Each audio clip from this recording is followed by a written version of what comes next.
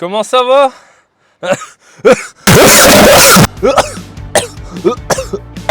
Se garer là? Nique ta mère. J'ai envie d'être à Marseille sur le stade, il fait plus de 20 degrés, j'ai envie de mettre un Y, coco. Je le fais mal, ça se voit. Qu'est-ce que t'as? Pourquoi tu me regardes? Tu regardes qui? Tu regardes qui? Tu regardes qui? Tu regardes qui? Belle bite, belle bite, belle bite. Aujourd'hui, on va parler de choses importantes. Je suis important. Le cancer, frère. On va parler de comment tu bouffes. J'ai pas envie de tourner dans la salle, je t'emmerde. Je tourne là. En fait, comment tu bouffes implique deux trucs principaux. C'est un sujet qui est complexe, plus important qu'on le pense.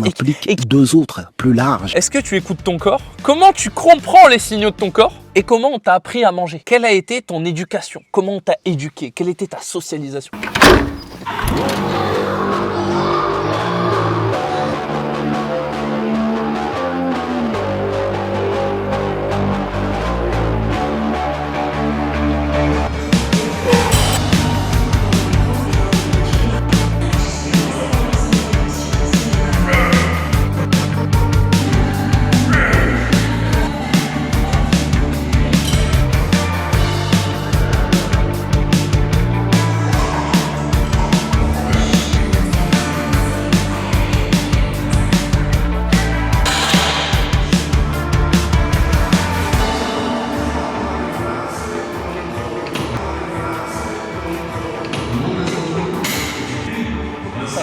Quelle était ta socialisation? Gros, j'ai un t-shirt de PD, j'ai l'impression d'être Julien Tanti Prime dans les Marseillais. Oh, y'a le mec à la pute! Je suis en train de voir les commentaires là qui pop sur les gens parce que la vidéo elle vient de sortir. Et donc mettez des commentaires, ça me rend heureux. Vous voulez me rendre heureux? Mettez des commentaires, je vais devenir heureux. Ce que j'appelle écouter son corps et comprendre les signaux qu'il envoie. J'en ai une bonne illustration, j'en ai une bonne métaphore. C'est quand, en coaching par exemple, je comprends mieux le corps des élèves que les élèves. Ça n'a pas de rapport avec le consentement, ce que je suis en train de dire. Je sais pas pourquoi tu as parlé de consentement, peut-être que tu as eu des échos. Je veux dire que des fois, le corps il t'envoie des signaux et c'est pas forcément que tu les rejettes, c'est que tu t'y habitues à ces signaux. Pour toi, c'est normal. Pour toi, c'est ton mode de fonctionnement. T'es fait comme ça et il n'y a aucun souci à recevoir ces signaux. T'en as fait une habitude, t'en as fait un truc normal, tu vois. Ça peut être une douleur, ça peut être une position, ça peut être une gêne. Et ces signaux, quand tu sais pas les interpréter, donc là, ça vient de toi et de l'effort personnel que tu as fait. C'est pour ça qu'un coaching, en vrai, quand c'est bien fait, c'est plus un enseignement. Et oui, il y a le côté suivi, mais il y a beaucoup aussi le côté question-réponse. Je t'apprends, je t'explique pourquoi je pense telle chose, pourquoi on fait comme ça. C'est ça qui est intéressant de ouf. Moi, j'ai arrêté avec Erso là, mais c'est ça que j'ai appris, c'est ça que j'en ai retenu, c'est ça qu'il y a de bien. C'est ça que les gens avec moi, ils sont contents à la fin, c'est que des fois, il y en a, ils ont peu progressé. Ça dépend pas que de moi, tu vois. Et les mecs qui ont peu progressé, ils me disent, mais putain, par contre, j'ai appris des trucs de fou et je sais comment progresser après. Bref, cet apprentissage, ça peut être une éducation. Le mot apprendre, il revient à éduquer, hein, professorat, éducation, tout ça, on est dans le lexique. Et ça peut être apprendre à comprendre ton corps. Ça peut être apprendre à écouter les signaux de ton corps. J'ai eu, pour en venir au sujet principal, du coup, l'éducation, j'ai eu une éducation alimentaire abominable. Il y a de moins en moins de lumière là, frérot, je suis à contre-jour.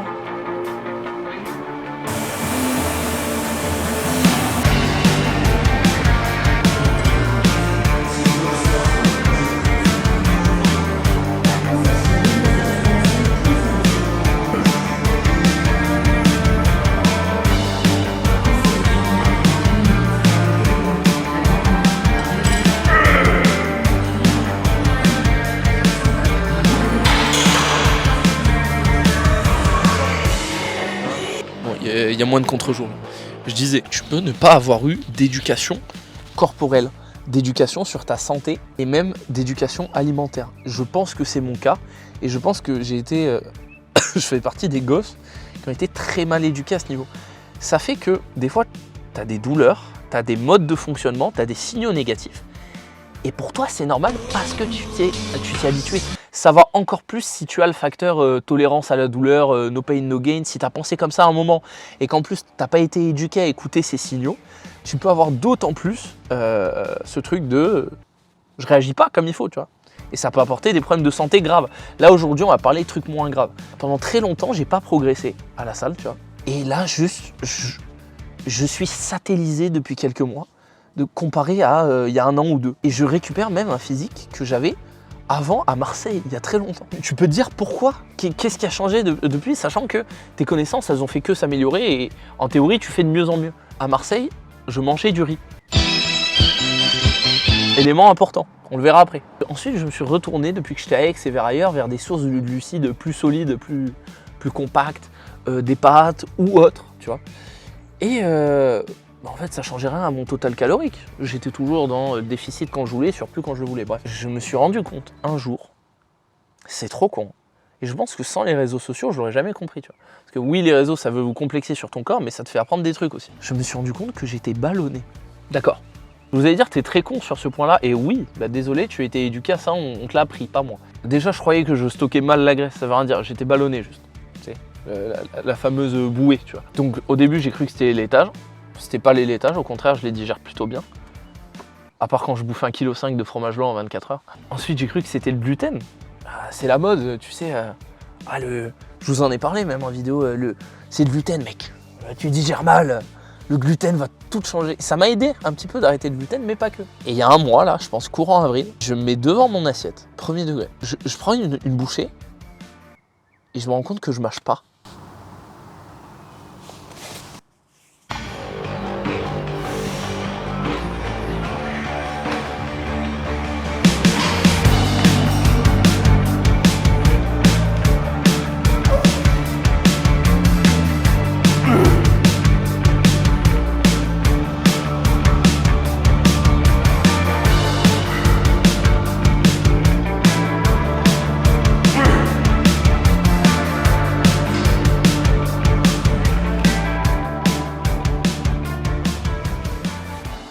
Là, tu vas te dire, c'est pas possible, tu peux pas être aussi con. Peut-être que mes plats de pâtes de plus de 500 grammes, par exemple, je ne les mâchais pas, je gobais. C'est un truc débile, c'est de l'éducation alimentaire, comme je vous ai dit. L'éducation alimentaire, quand tu l'as pas eu, il y a plein d'autres côtés négatifs, tu vois. Ça peut être ne serait-ce que ce à quoi tu étais habitué. Moi, on m'a habitué depuis petit à goûter sucré fort avec des tartines au beurre, au Nutella, avec du jus d'orange à côté. Frérot, quand t'as fait faire ça 15 ans de ta vie et qu'après il faut le changer, mais ça c'était il y a bien longtemps que j'ai changé, c'est dur de malade. Ce que j'ai oublié de souligner quand je tournais, c'est surtout que l'éducation alimentaire, du coup, apprendre à manger des fruits, des légumes lentement, des trucs sains à cuisiner, c'est quelque chose qui est fait par les riches, les bourgeois, les gens qui ont le temps de cuisiner. Les gens qui n'ont ni l'argent ni le temps se tournent vers des produits préparés avec des mauvais aliments. C'est une éducation, et c'est une éducation qui est donnée par les bourgeois. Donc en fait, c'est clairement un point où être pauvre te met un bâton dans le pied. Et c'est encore un point qui t'explique qu'il n'y a pas de méritocratie jusqu'à la culture physique. Tu vois, même quand je tourne ces vidéos, je pense à mes potes cons, tu vois, genre Hugo Tournier qui va voir ce que je viens de dire et qui va se dire « Ah ben oui, les élites nous nourrissent mal volontairement, c'est un grand complot. » Non, c'est pas un grand complot en fait, c'est une connerie générale et un effet boule de neige. La majorité des gens sont pauvres, consomment des mauvaises choses, il y a de plus en plus de mauvaises choses, donc on crée de plus en plus de mauvaises choses faites en quantité, donc qui coûtent de moins en moins cher, donc forcément les bons produits coûteront de plus en plus cher, eux ils seront destinés à une élite bourgeoise. C'est pas un grand complot, c'est complètement con de penser ça en général, tu vois.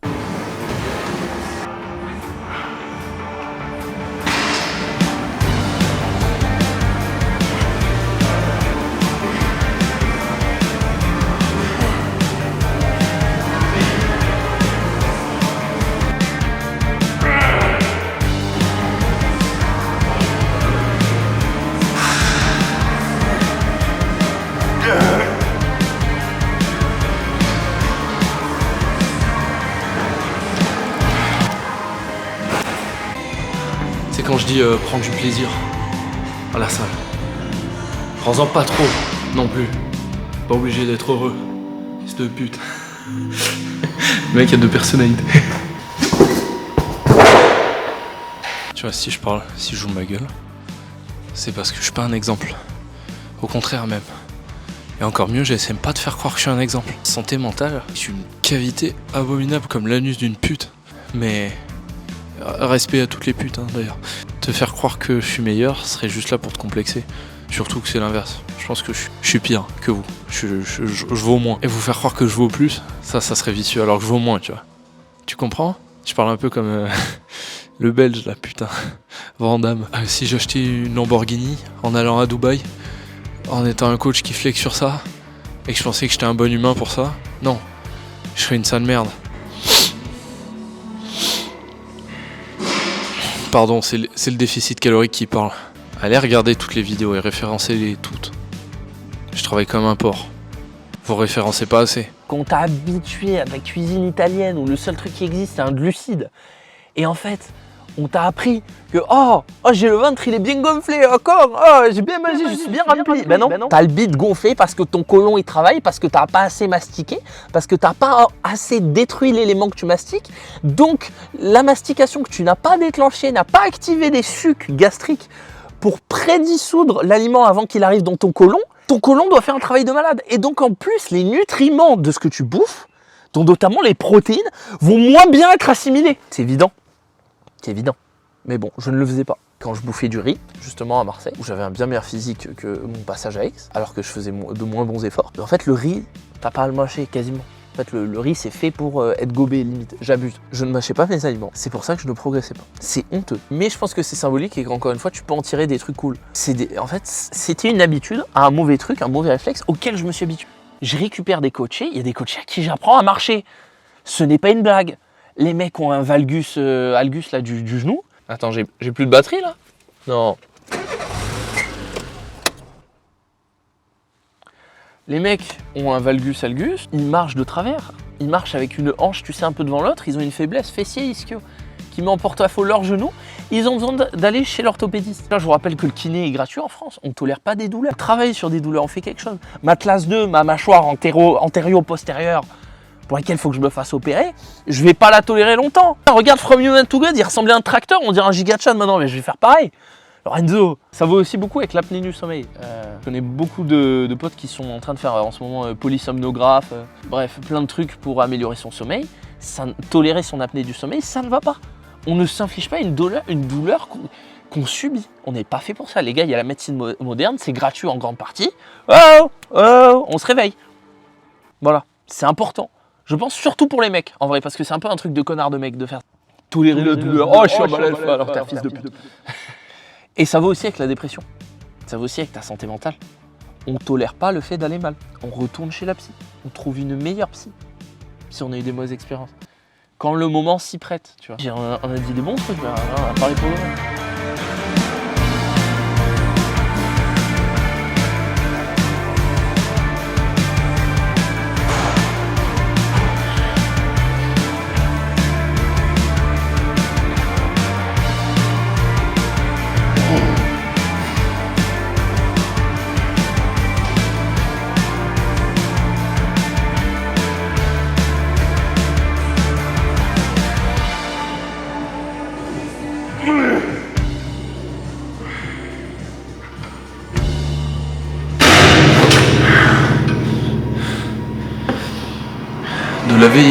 De la vie vous a trop baisé le crâne à pas avoir le dos rond.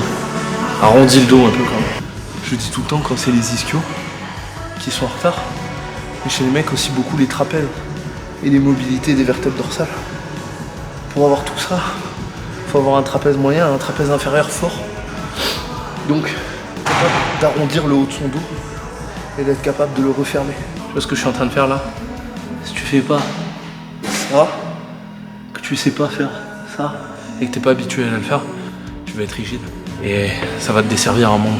Je l'ai dit en story, mais la santé en général articulaire, c'est de la mobilité plus de la puissance sur cette mobilité. Si t'as pas de mobilité, tu risques de te blesser. Si t'as de la mobilité mais pas la puissance qui va sur la mobilité, c'est un grand pouvoir mais t'as pas les responsabilités, t'as vu? Fais pas le Peter Parker, fils de pute. En fait, c'est juste comprendre, tu vois. Quand tu comprends chaque détail du fonctionnement d'un truc, tu peux identifier ce qui déconne, un petit peu comme un mec, un garagiste, tu vois. Il voit un moteur, il neutralise la panne, il isole, il séquence le schéma, il ouvre le plan, il séquence, il dit la panne vient de là, non, tel test, ok ça vient pas de là, tel test, on vient pas de là. C'est ce qui fait un kiné. Je vous demande pas d'être kiné, je vous demande juste de comprendre un petit peu pourquoi t'as mal au poignet quand tu benches, pourquoi j'ai mal au coude, pourquoi machin. Moi mon travail c'est que je sais pourquoi en général. Je parle beaucoup de blessures, mais c'est pas que pour les blessures. Pourquoi je progresse pas au bench? Est-ce que tel point est verrouillé? Est-ce que ça c'est fait? Ah bah tiens, une coachée qui a le genou en vrac et on va lui réparer ce trou.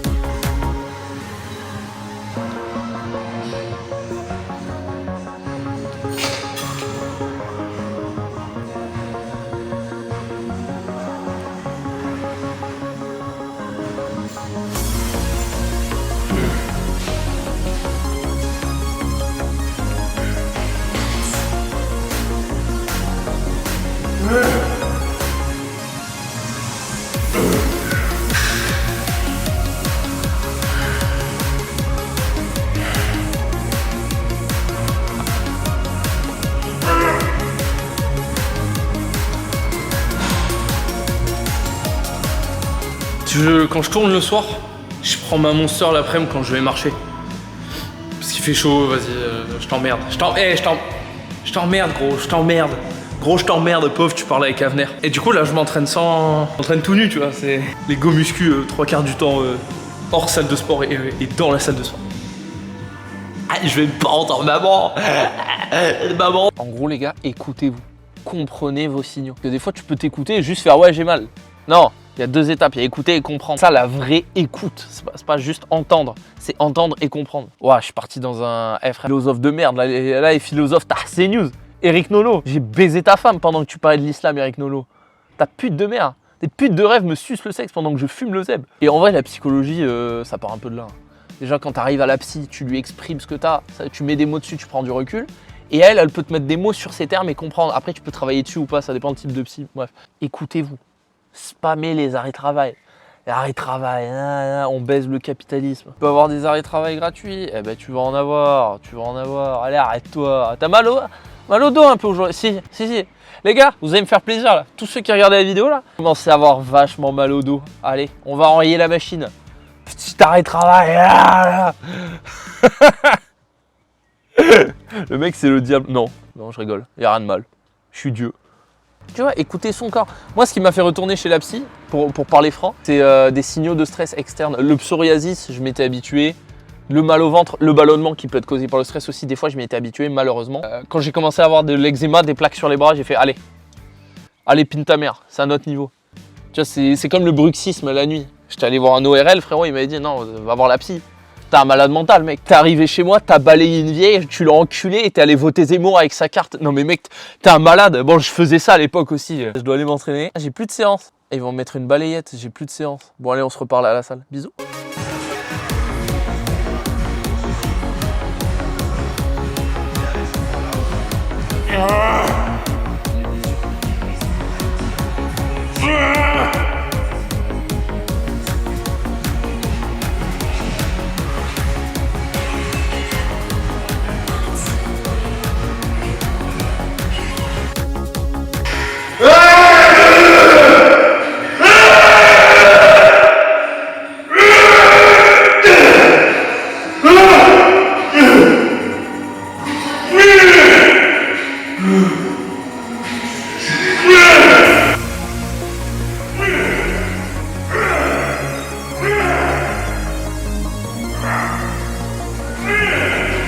Discrétion et mère de branlette, les gars, n'oubliez pas.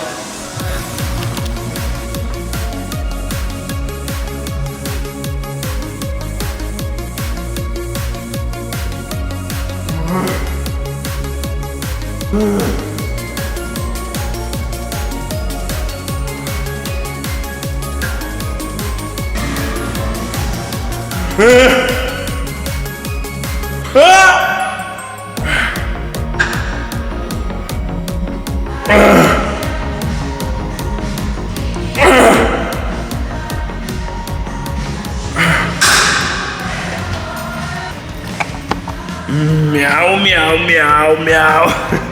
Miaou, miaou. J'ai tellement hâte de faire un vlog Airsofiac, fit Ken Filtre, et de me faire humilier. C'est planifié là, à peu près. Je vais me faire briser en deux. C'est ça, vous me voyez toujours à côté de mec stock. Du coup, on dirait que je suis comme ça. Et toute cette sensibilité, on va dire pas à ses émotions, mais à ses ressentis, à ce que ton corps subit. Ou ton esprit, hein, mais ton corps. Ça marche aussi. Il y a un mec qui s'appelle Zach, qui est un youtubeur psychosociologie qui en parlait, notamment avec l'exemple de la canicule et de mal subir la chaleur. En fait, tu dois avoir conscience que toi, tu es faible sur ce plan. Et ça m'a parlé, parce que la chaleur, gros, fait plus de 23 degrés, c'est 2 douches par jour déjà. Tu veux sentir? Tu veux sentir? Regarde.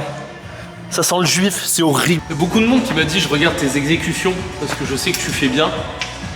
Bah, du coup je vais m'appliquer maintenant, mais de toute façon les plans vous comprenez pas quand je fais des beaux plans, vous comprenez pas. Je suis un artiste, putain, je suis Godard, vous ne comprenez pas. Je rigole. Je rigole pas, je le pense un peu, en réalité je le pense, mais si ça me faisait pas mal de mettre le poignet, je le mettrais en neutre, parce que je sens mieux l'arrière d'épaule en neutre. On va faire une pronation, on va appuyer le bord. Et pareil, je protracte l'épaule vers l'avant. Mon épaule, elle vient me couper la gorge. Non, je rigole, Franck, monsieur l'agent, faites-moi un procès.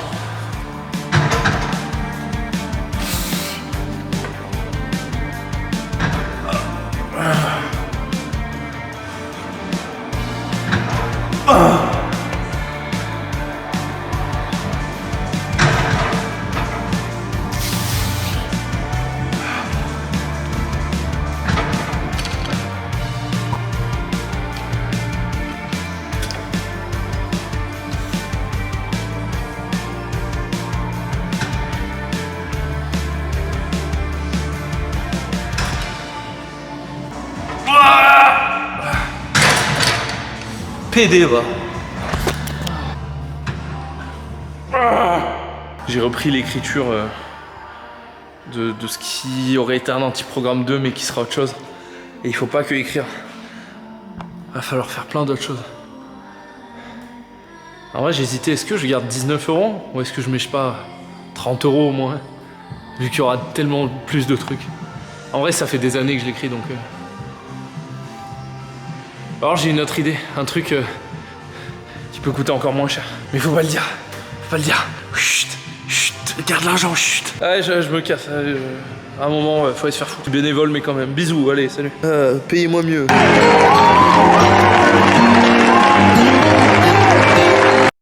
Belle bite, belle bite, belle bite, belle bite, Belle bite. belle bite.